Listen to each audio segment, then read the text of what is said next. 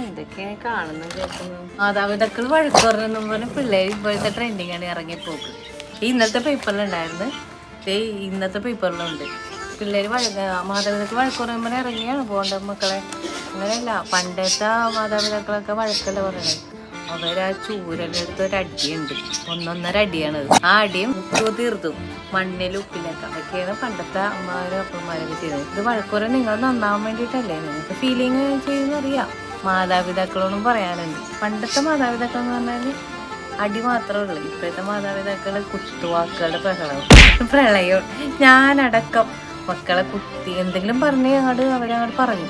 പക്ഷെ അവർക്ക് ഫീൽ ചെയ്യുമെന്ന് എനിക്കറിയാം, നമുക്കറിയാം. അത് അവർക്ക് നന്നായിട്ട് ഫീൽ ചെയ്യാം. എന്നാ പിന്നെ എന്തിനാ പറയണത്? അത് നമ്മ പറഞ്ഞു പോവും. അതുകൊണ്ട് മക്കളെ, നിങ്ങൾ ഇറങ്ങിപ്പോക്ക് ഒരു പരിഹാരമല്ല. നിങ്ങളുടെ മക്കളോടൊപ്പം കുറച്ച് സമയമൊക്കെ ചെലവഴിക്കുക.